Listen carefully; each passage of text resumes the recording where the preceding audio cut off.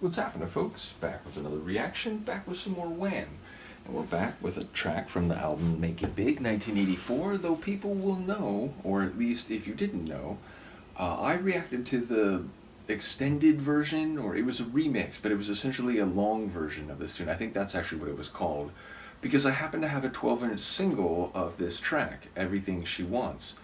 So yeah, ultimately, I do know the tune. I have now a bit more context, an album and a bit of a second one, compared to when I listened to this last time. And it was just literally based on, I have a bit of a memory of Wham and George Michael, but it was very fleeting, and ultimately even the couple tunes I've known, or I knew going back years, as I heard them in the first part of both of these deep dives, they were more than I remembered, which again is not surprising. A lot of these tracks that I heard as a single-digit kid and maybe once or twice over subsequent years, they were essentially sketches in my head, and to sit down and listen to them more immersively has been fantastic. And admittedly, one thing I have noticed, and people have commented on this in particular after I reacted to Freedom 90 by George, is that the Wham material does feel very catchy, very sing-along, very,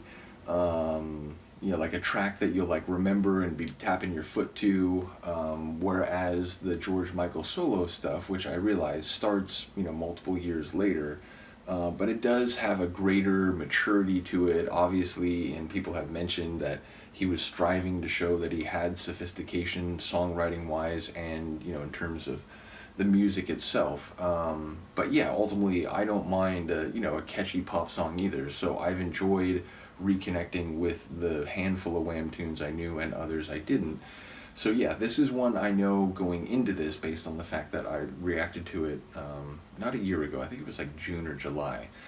Either way, let's hear the regular or standard studio album version of Everything She Wants by Wham from their album Make It Big, 1984.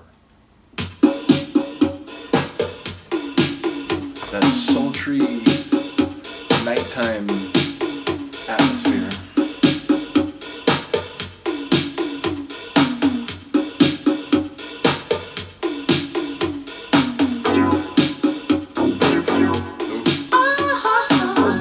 And the funk.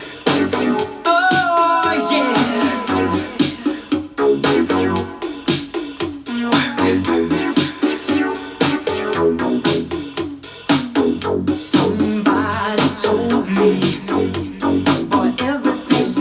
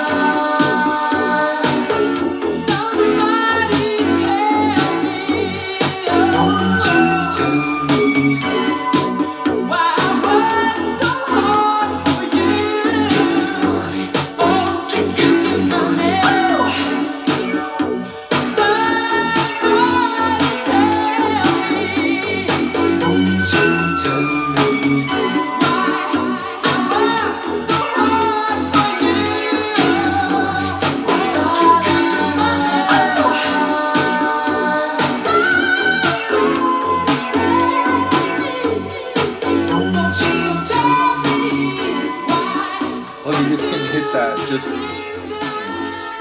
on a vocal whim just rises up that quickly. Yeah, again, it feels like, even the studio version is gonna be like close to 5 minutes, yeah, over 5 minutes. So, not short the studio version, but that's good because I think it is a really great track. It's funny, it's funkier than the group I'm gonna compare that song to. Like some part of the styling's there, something about the rhythm. It makes me think of some of the Spandau Ballet stuff I've gone through, which is earlier in the '80s than this, or at least the stuff that I've heard so far. But regardless, not all of it. And again, it has like a funkier sound, and I like the way George does that vocal run, that melodic vocal run. I really love, and it's followed by a bass, and I assume Andrew like doing the same thing but much like lower.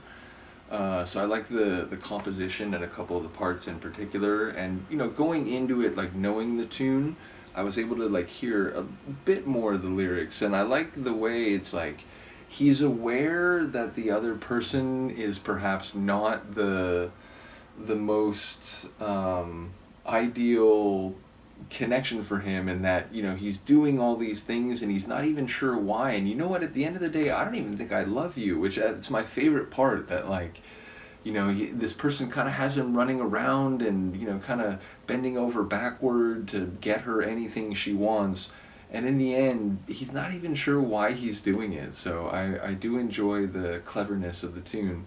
So again, from a very sleepy and yet slightly restless Luca and I,